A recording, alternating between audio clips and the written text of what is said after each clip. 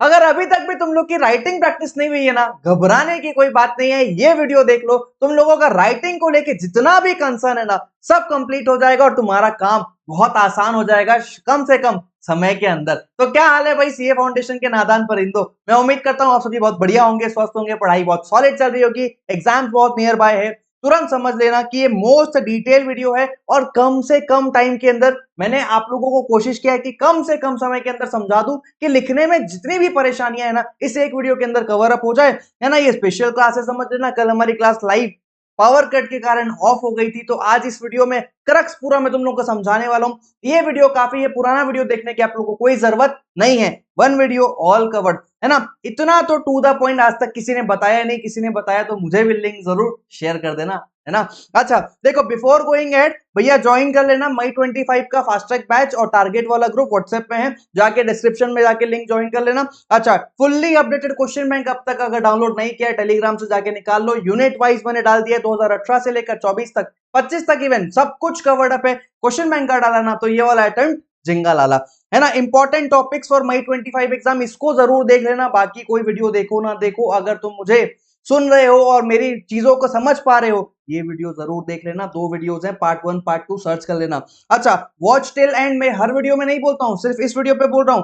हाँ, इस वीडियो को आखिरी तक जरूर देखना और सब्सक्राइब जरूर कर देना। तुम्हारा चैनल है, तुम्ही लोग को आगे लेके जाना है, अपने सीए बडीज के साथ शेयर जरूर कर देना। चलो सर फटाफट से समझ लेते हैं क्या कहते हो। देखो 56 मार्क्स है ना केस स्टडी आता है, 64 मार्क्स का थ्योरी आता है, लेकिन थ्योरी में ना कुछ वेरिएंट्स है, डायरेक्ट थ्योरी नहीं आता है। देखो डायरेक्ट थ्योरी आता है, थ्योरी कितने प्रकार के आता है, 3 प्रकार का। ये सर ये शीट चाहिए हमको, ये शीट आपको टेलीग्राम ग्रुप पे मिल जाएगी, चिंता करने की कोई बात नहीं है, वहीं से देख लेना। अभी समझने पे फोकस करो, लिखने की कोई जरूरत तुम लोग को नहीं है। देखो डायरेक्ट थ्योरी होता है या फिर डिफरेंशिएशन होता है, डिफरेंशिएशन में भी कई सारे प्रकार हैं, समझना पड़ेगा। और टाइप ऑफ कॉन्ट्रैक्ट वैलिड है कि नहीं है, इस प्रकार का एक आध क्वेश्चन इंस्टीट्यूट कभी कभार पूछ लेता है। तो मैं तुम लोग को स्टेप बाय स्टेप लेके चलता हूं।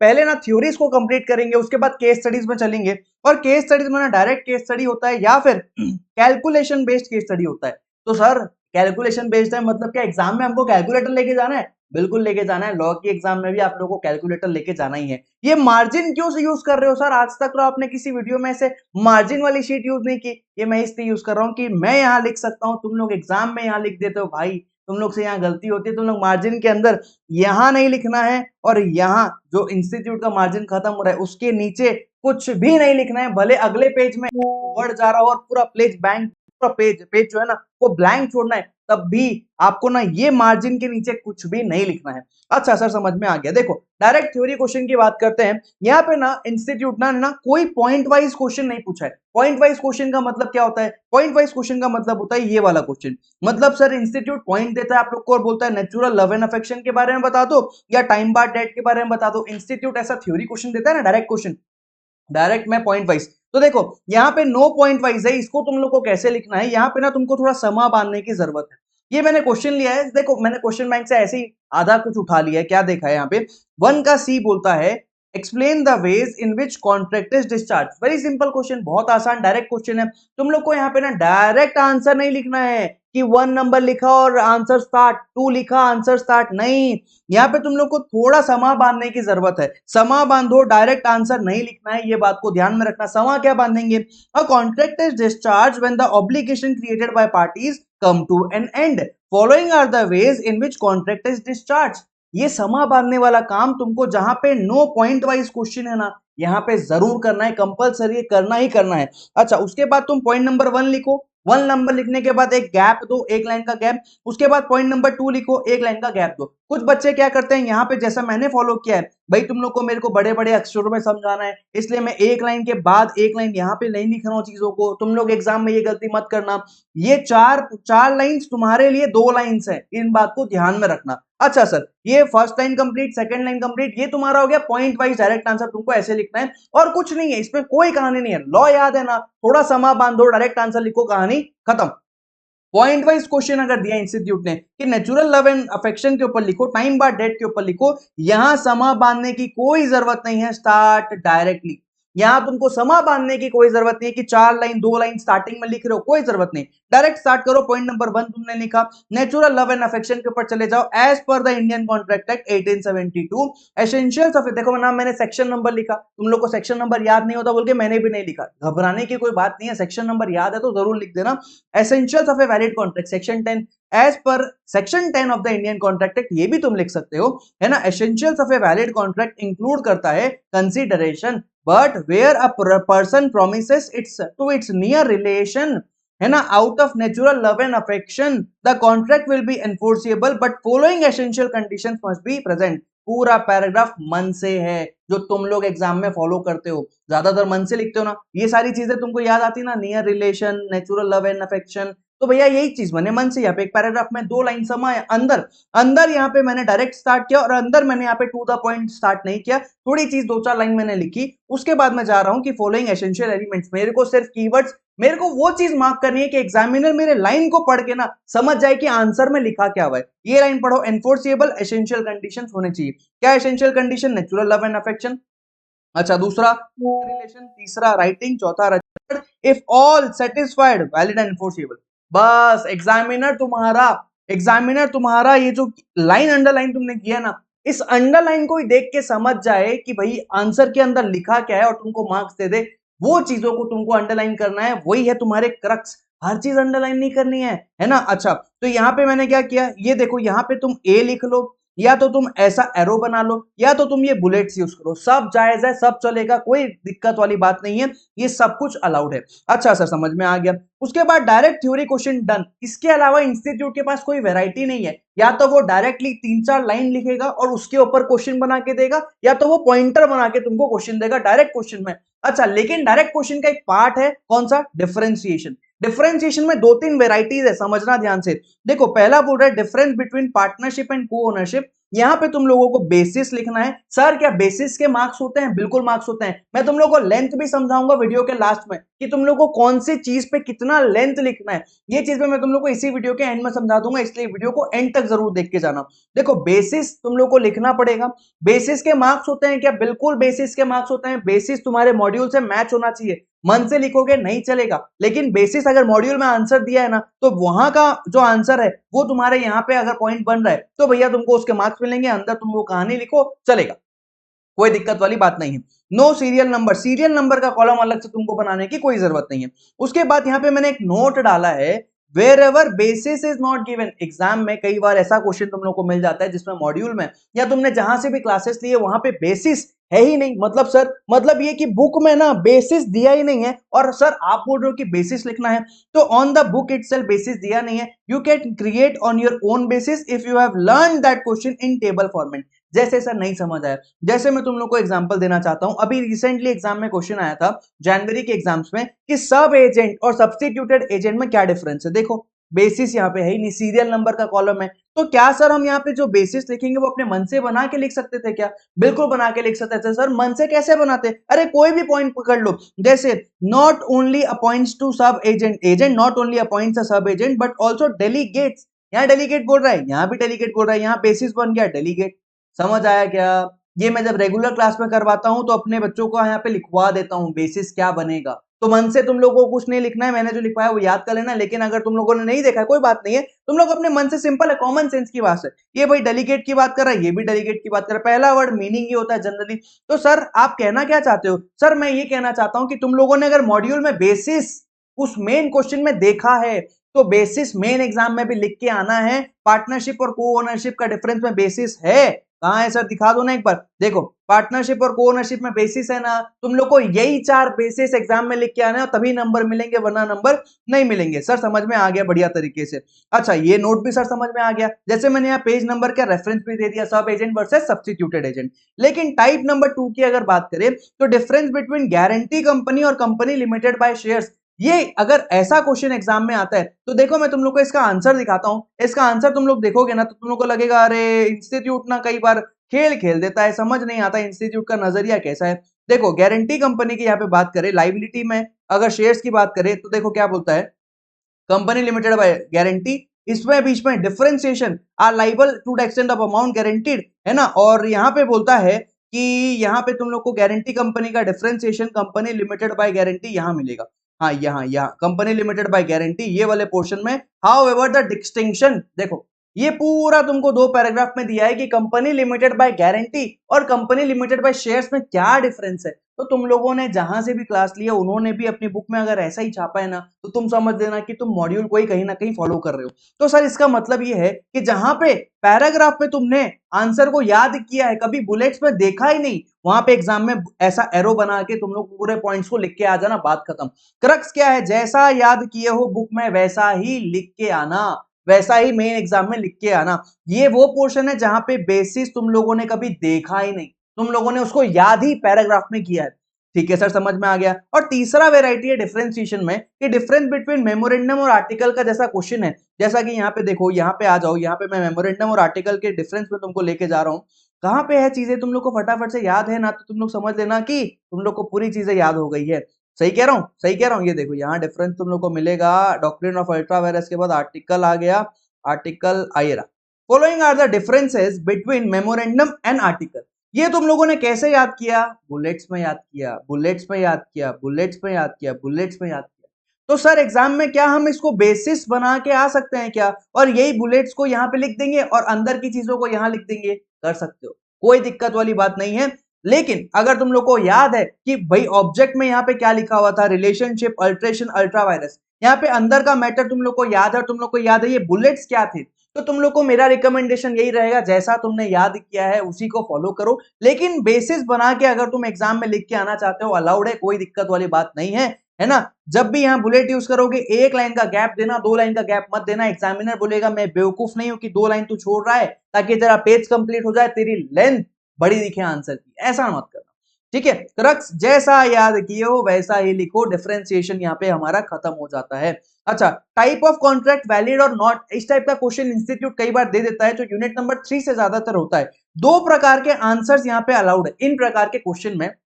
इस प्रकार के क्वेश्चन में 2 प्रकार के आंसर अलाउड है, जहां पे इंस्टीट्यूट जो है ना, जहां पे इंस्टीट्यूट क्या करना चाह रहा है, जहां पे इंस्टीट्यूट आप लोगों को, ये एक सेकंड ना, एक सेकंड बस, ये इसको ठीक कर देते हैं थोड़ा सा, ये आ जाओ इधर, हाँ अब आप आ जाओ इधर, हाँ अब ठीक है।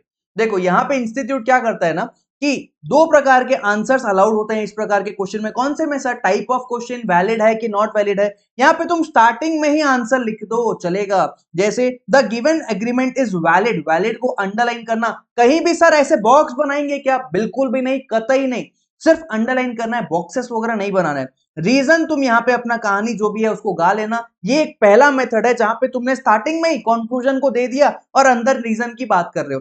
लेकिन दूसरा तरीका है, पहले रीजन दो फिर कंक्लूजन दो। जैसे for an example, as per section 10 of the Indian Contract Act 1872, देखो मेरा टी भी बड़ा है यहाँ पे, द इंडियन कॉन्ट्रैक्ट एक्ट है, इंडियन कॉन्ट्रैक्ट एक्ट नहीं है। बच्चे क्या करते हैं, ऐसा लिखते हैं, द यहाँ छोटा लिखेंगे, फिर इंडियन कॉन्ट्रैक्ट। अरे सर इसके इतना वेटेज है क्या, नहीं वेटेज नहीं है, कोई इसके मार्क्स कट नहीं होते। लेकिन स्टिल अगर तुम पूरा एक्ट का नाम लिख रहे हो तो स्टार्टिंग का पहला वर्ड का ही पहला अल्फाबेट तो छोटा मत लिखो, क्योंकि पूरा एक्ट का पार्ट है वो। समझ में आया क्या। तो the Indian Contract Act 1872, comma comma कहां पे एक बार देख लो, consideration must be lawful and not illegal, full stop. Underline मैंने इसी को किया, आगे मतलब इसी के ऊपर लिखा हुआ है। इन दिस केस मतलब ये केस के अंदर क्या हुआ, अर्जुन ने अग्री किया कि वो कंस्ट्रक्ट करेगा घर को, बदले में 10 केजी ड्रग्स लेगा। ऐसा एग्रीमेंट इलीगल है क्योंकि कंसिडरेशन क्या है, अनलॉफुल है। Here the agreement is not valid. Not valid को मैंने अंडरलाइन किया। 2 तरीके, क्या कहा मैंने, 2 तरीके हैं जहां पे टाइप ऑफ कॉन्ट्रैक्ट या डायरेक्ट क्वेश्चन आ जाए और तुम लोग को यस नो में आंसर देना है। पहला पॉइंट कि तुम यस डायरेक्टली लिख दो, बाद में रीजन, ये ब्रैकेट में नहीं लिखना है भाई, प्रॉपर लिखना, हेडिंग देना, रीजन। ऐसा नहीं कि यस और कॉमा लिख के पूरा पैराग्राफ में लिख दिया, ये गलती मत करना। पहले तुम यस और नो लिखना, पहले लाइन पे एक लाइन छोड़ना, फिर रीजन लिखना और अपना यहाँ पे कंक्लूड करना। कंक्लूजन में जो इंपॉर्टेंट है उसको अंडरलाइन करना। ठीक है सर। दूसरा, पहला रीजन लिखो, दूसरा कंक्लूजन लिखो। ये यहाँ पे पहला रीजन लिखा है, फिर कंक्लूजन लास्ट में लिखा है, मैंने उसको अंडरलाइन किया है। सारे वैरायटी ऑफ थ्योरी क्वेश्चंस यहाँ पे कंप्लीट हो गए। कितना देर लगा हम लोग को, 15 मिनट लगा थ्योरी क्वेश्चंस को लेके। अब तुम लोग के दिमाग में कोई यहाँ पे डाउट मैं नहीं मानता हूं कि होना चाहिए। अब तुम लोग को डाउट आ रहा है ना, तो तुम लोग एक काम करना कि भाई क्वेश्चन बैंक उठाना, जितने भी थ्योरी क्वेश्चन है उनको देख लेना, उनका आंसर ऐसे ही फॉलो हुआ है। जितने भी सजेस्टेड आंसर है सब ऐसे ही फॉलो हुआ है। लेकिन सर हमने तो सुना है सजेस्टेड आंसर इंस्टीट्यूट सिर्फ एक एडवाइस की जैसे देता है, जरूरी नहीं कि वो सही ही है। बिल्कुल सही कह रहे हो, इंस्टीट्यूट डिस्क्लेमर देता है कि ये सजेस्टेड आंसर है, एक्यूरेट आंसर नहीं है, बट स्टिल हमारा इंस्टीट्यूट है, इंस्टीट्यूट जिस चीज को सजेस्टेड मान रहा है, अगर हम वही चीज एग्जाम में लिख के आएंगे तो मार्क्स मिलने के चांसेस ज्यादा होंगे ना। तो जबरदस्ती अपना दिमाग क्यों लगाना, सजेस्टेड को फॉलो करना है, बात खत्म। ठीक है सर, समझ में आ गया, थ्योरी क्वेश्चन के सारे doubts clear. Case study based question में क्या नहीं करना है पहले ये ध्यान रखना। कई बच्चे फॉलो करते हैं एक्ट, एप्लीकेबल और प्रोविजन, इसको पहले लिखेंगे बाद में यहाँ पैराग्राफ स्टार्ट करेंगे। ऐसा नहीं करना है, जबरदस्ती का टाइम वेस्ट है। तुम लोग यहाँ जो लिख रहे हो पैराग्राफ स्टार्ट करते ही वही चीज दोबारा लिखते हो, कोई मतलब नहीं, ये चीज फॉलो नहीं करना है। डायरेक्ट स्टार्ट नहीं करना है, when time is not there तब स्टार्ट करो। मतलब स्टार्टिंग का जो फॉर्मेट है वो फॉर्मेट क्वेश्चन नंबर, तुमको कितने क्वेश्चन बनाने हैं, 5 क्वेश्चन बनाने हैं, 3 क्वेश्चन, मतलब तुम जब तक 1 का ए बी सी, 2 का ए बी सी, 3 का ए बी सी सारे बीट्स के साथ तुम बना लोगे, उसके बाद देखो टाइम कितना बचा है। तुम लोग को लग रहा है अरे फालतू का प्रेजेंटेशन का समय नहीं है, तब डायरेक्ट स्टार्ट करो। कौन सा डायरेक्ट सर, जैसा सजेस्टेड में दिया है वैसा। कहीं तुमने सजेस्टेड में देखा क्या कि प्रोविजन लिखा है, फैक्ट ऑफ द केस लिखा है, कंक्लूजन लिखा है? नहीं, ये सिर्फ रेकमेंडेशन है कि प्रेजेंटेशन इंप्रूव हो सके। तो क्या डायरेक्ट भी लिख सकते हैं? बिल्कुल लिख सकते हैं, लेकिन मैं बोलता हूं स्टार्टिंग के क्वेश्चन कम से कम तुम फॉर्मेट में लिखो, उसके बाद जो है ना तुम लोग डायरेक्ट में चले जाओ, टाइम कम है तो। अच्छा sir, fact of the case पूरा एज इट इज कॉपीड नहीं करना है। तुम लोग क्या करते हो, आंसर का लेंथ बड़ा करने के लिए फैक्ट जैसा दिया है उसको उतार दो। तुम लोग ने उतारने में माहिर हो वैसे भी, है ना। तो भैया तुमको ये चीज एग्जाम में बिल्कुल नहीं करनी है कि फैक्ट ऑफ द केस जैसा दिया है वैसा एज इट इज उतार दो, ये हरकत मत करना। क्या करना है, तुम इतना सिंपल, मैं ना परेशान हो गया हूं तुमको बता बता के कि ना ये चीज एग्जाम के लिए फॉलो करो। तुम यहाँ पे क्वेश्चन लिखना बंद करो, तुम आंसर लिखना स्टार्ट करो। आंसर लिखो 1 का सी का 1, खत्म, एकदम स्पष्ट क्लियर बात करो। हमको जबरदस्ती टाइम वेस्ट करना ही नहीं है। आंसर 1 का सी का 1 अंडरलाइन किया।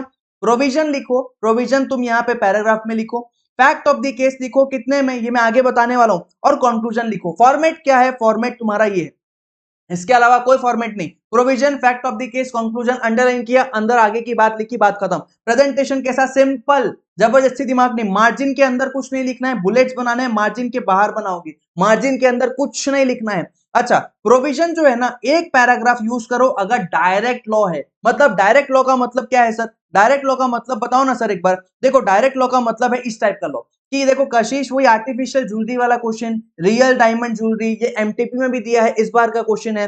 देखो डायरेक्ट लॉ सिंपल, कितना बढ़िया इंस्टीट्यूट ने किया कि एक पैराग्राफ में पूरा लॉ लिख दिया, दूसरे पैराग्राफ में पूरा फैक्ट ऑफ द केस लिख दिया, तीसरे पैराग्राफ में पूरा कंक्लूजन लिख दिया। तुम लोग को यहाँ पे हेडिंग देनी है, बस हेडिंग तुम लोग को यहाँ पे देनी है। यही पैटर्न तुम लोग को फॉलो करना है। जब तुमको पता है कि डायरेक्ट एक पैराग्राफ 1.5 पैराग्राफ में लॉ खत्म हो जाएगा, तुम लोग को पता है, तो वही पैटर्न तुम लोग को फॉलो करना है। मैंने इसीलिए लिख के नहीं दिखाया, क्वेश्चन बैंक से मैं रेफरेंस दिखा दे रहा हूं। यहाँ पे कुछ चीजें इंपॉर्टेंट लगे उसको अंडरलाइन कर देना, वो चीज बिल्कुल मत भूलना, है ना। ज्यादा चीजों को अंडरलाइन मत करना। फैक्ट ऑफ द केस में कुछ अंडरलाइन नहीं करोगे चलेगा, सीधे कंक्लूजन में यस नो करके कशिश can continue his business of real diamond jewellery, इस पूरे लाइन को अंडरलाइन करोगे। कंक्लूजन अंडरलाइन करोगे, यहाँ पे लॉ थोड़ा बहुत जो रेलिवेंट है जिससे जिसको अंडरलाइन वही चीज करना जिसको पढ़ के समझ आ जाए कि पूरा आंसर क्या लिखा है, समझ में आया, ज्यादा नहीं करना है। अच्छा तो सर फैक्ट ऑफ दी यहाँ पे एक पैराग्राफ इफ डायरेक्ट लॉ है। अच्छा, एक paragraph plus pointer as seen is book, मतलब सर इसका मतलब ये है कि आप लोग ना पॉइंटर यूज करने का मतलब, देखो पॉइंटर यूज करने का मतलब ये है कि तुम लोग ना एग्जाम में क्या करो, जैसे यहाँ पे बोल रहा है explain the duty of buyer as well as seller according to doctrine of caveat emptor. तुम लोगों ने क्या किया, डॉक्ट्रिन ऑफ कैविएट एम्पटर का लॉ लिखा डायरेक्ट। फिर अब ये क्या पैराग्राफ में लिखोगे, ये सारे पॉइंटर्स है? नहीं, तुम लोगों ने जैसा बुक में पढ़ा है उसको यहाँ पॉइंटर बना के ही लिखोगे ना, लेकिन ये भी लॉ का पार्ट है। जरूरी नहीं कि पूरा पैराग्राफ में ही सब कुछ कंप्लीट करना है, प्रेजेंटेशन की बात है, समझ आना चाहिए, नीट एंड क्लीन दिखना चाहिए, सुंदर दिखना चाहिए। इतना हार्ड एंड फास्ट मत बनो कि हमको तो एक पैरा हमारी सर ने सिखाया था सब कंप्लीट करना है, ऐसा कुछ भी नहीं है। अपना प्रेजेंटेशन यहाँ इंप्रूव करना, नीट एंड क्लीन लिखना, फालतू की चीजें मत करना कि यहाँ 2 लाइन यहाँ 2 लाइन, बीच में दुनिया भर का स्पेस, ऐसी हरकत मत करना। यहाँ पे देखो फैक्ट ऑफ द केस नहीं लिखा इंस्टीट्यूट ने, यहाँ दूसरा पॉइंट यूज होगा ना, तो दूसरे पॉइंट में क्या बोल रहा है, एक्सप्लेन करो वेदर मिस्टर दास जो है ना वो एबल है क्या मनी बैक लेने के लिए। यहाँ पे तुम लोग क्या करोगे, फैक्ट ऑफ द केस लिखोगे और कंक्लूजन लिखोगे, ज्यादा बेहतर प्रेजेंटेशन रहेगा। समझ आया? इंस्टीट्यूट की प्रेजेंटेशन को इंप्रूव करना है, लेकिन इतना तो मेंटेन करना ही करना है। अच्छा सर, समझ में आ गया। और दूसरा सर, एक और आपने क्या पॉइंट लिखा था? एक और पॉइंट मैंने लिखा है, 2 पैराग्राफ यूज करो अगर बहुत लेंथी हो रहा है। तुम लोग को लग रहा है किसी किसी बच्चे की राइटिंग ना लंबी जाती है, ज्यादा स्पेस छोड़ता है, बड़ा बड़ा लिखता है, तो वहां वो एक पैराग्राफ लिखेगा ना, एक पेज भर जाता है। तो वहां मेरा रिकमेंडेशन है कि तुम 2 पैराग्राफ भी यूज करो, इतना रिजिड मत रहो, लेकिन पहला प्रायोरिटी तुम इसी को दो कि एक पैराग्राफ में कंक्लूड हो। दूसरा, तुम एक पैराग्राफ प्लस पॉइंटर्स को यूज करो, तुम्हारा काम बन जाएगा। फैक्ट ऑफ द केस भैया 1/3 पे खत्म करना है और मन से लिख सकते हो, अलाउड इन ओन लैंग्वेज। तुमने क्या किया, क्वेश्चन को समझा ना, क्वेश्चन को समझने के बाद उसको अपने मन से तुम लिख दो, कोई दिक्कत नहीं। तुम लोगों ने कशिश वाला केस स्टडी पढ़ा, उसमें ज्वेलरी वाली बात है, इतना बड़ा क्या पूरा लिख पाओगे? 4 लाइन 5 लाइन के अंदर पूरा केस सिनेरियो को अपने मन से यहाँ पे लिख दो, कोई दिक्कत नहीं है। थोड़ा बहुत कॉपी बुक से कर लो और बाकी अपने मन से लिखो। पूरे कोशिश करो कि 1/3 के अंदर कंक्लूड करना है। अच्छा, कंक्लूजन तुम 4-5 लाइन के अंदर जनरली हो जाता है, तुम लोग का थोड़ा बड़ा भी जाएगा, कोई घबराने वाली बात नहीं है। थोड़ा मन को रिलैक्स रखो, इतना घबराने की बात नहीं है ना? और कैलकुलेशन बेस्ड केस स्टडी है सर, अगर ऐसा क्वेश्चन इंस्टीट्यूट ने दिया है तो तुम लॉ लिखो प्लस कैलकुलेशन वहीं पे लिख दो, दोनों इसी में रहेगा। लॉ प्लस कैलकुलेशन, जैसे प्राइवेट कंपनी का पूरा क्वेश्चन आया, तो प्राइवेट कंपनी के तीनों पॉइंट्स तुम वहीं पे लिखोगे, फिर जाओगे फैक्ट ऑफ द केस पे और फिर कंक्लूजन पे। फैक्ट्स को छोटा से छोटा लिखना है, ज्यादा लंबा नहीं करना है। लेकिन फैक्ट्स के नंबर होते हैं क्या सर? बिल्कुल नंबर होता है, मैं तुम लोगों को लेंथ अभी आने वाला है फिर समझाऊंगा।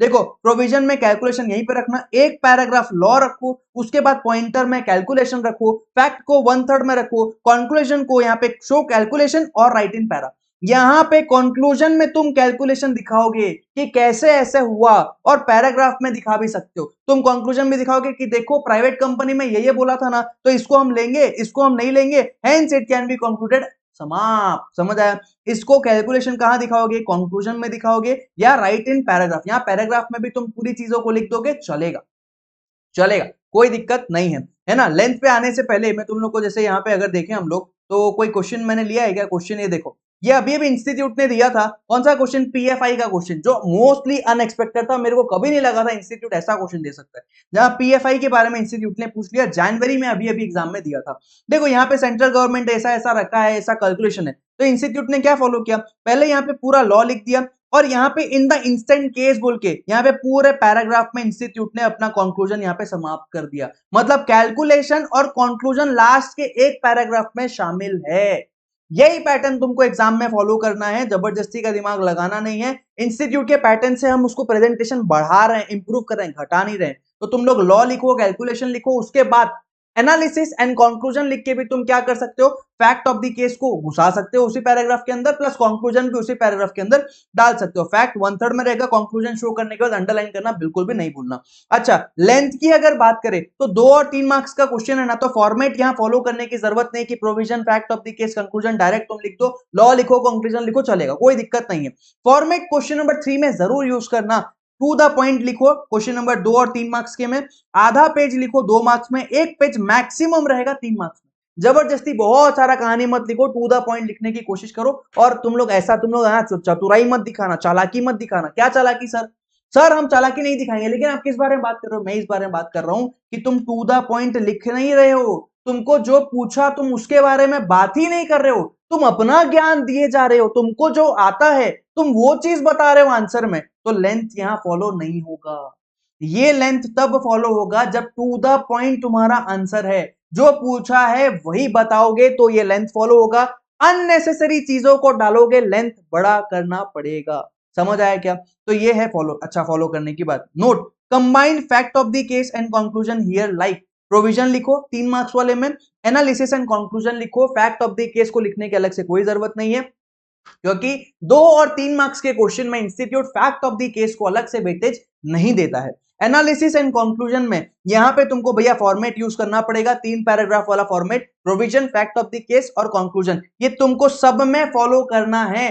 4 मार्क्स एंड अबव वाले क्वेश्चन में एक पेज मैक्सिमम 2 पेज, 4 पेज के लिए एक page plus maximum 2.5 page, 2 page plus maximum 3 page 5-6 number के क्वेश्चन के लिए, और 7 नंबर वाले क्वेश्चन के लिए भी 2 पेज का आंसर मिनिमम लिखने की कोशिश करो, और मैक्सिमम जो है ना 3 पेज तक जाने की कोशिश करो। और ये डिपेंड करेगा कि आंसर कितना लंबा है। अगर आंसर ही बहुत लंबा नहीं है तो जबरदस्ती खींचने की बात नहीं है। आंसर बहुत शॉर्ट, जैसे एमटीबी में होता है, इंस्टीट्यूट मॉक टेस्ट पेपर जब लेता है ना, तो मॉक टेस्ट पेपर में ऐसे क्वेश्चन देता है जहां पे ना आंसर ही बहुत छोटा है, तो तुम लोग को वहां वो क्वेश्चन 6 नंबर का मिलेगा ना, चलेगा। इंस्टीट्यूट क्या करता है ना कि 1994 में जो क्वेश्चन 16 नंबर का आता था, आज की डेट पे वही क्वेश्चन 4 नंबर का आता है, तो तब का आंसर आज वही चल रहा है, लेकिन लेंथ छोटा हो गया। समझ में आया?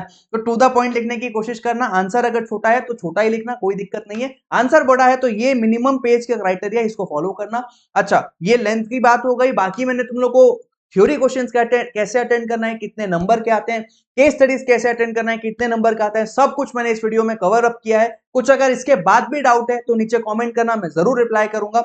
मेरी फीस तुम लोग जरूर शेयर करके जाना भाई अपने बच्चों के साथ, मतलब तुम्हारे भाई बहनों के साथ में, सीए बडीज के साथ में। मेरी यही फीस है कि तुम इस वीडियो को पहुंचा देना, तुम्हारी हेल्प हो रही है तुम उसकी भी हेल्प करो, ये तुम्हारी जिम्मेदारी बनती है। मोरालिटी जानते हो ना, immoral oppose to public policy, तो ये इमोरल हो जाएगा कि तुम अपने सीए बडीज के साथ इस वीडियो को शेयर नहीं कर रहे हो। ठीक है, चलो, so thank you so much people इतनी देर मुझे सुनने के लिए। बाकी जो भी रहे मुझे व्हाट्सएप कर देना, पर्सनली मैसेज कर देना, I am available to help you.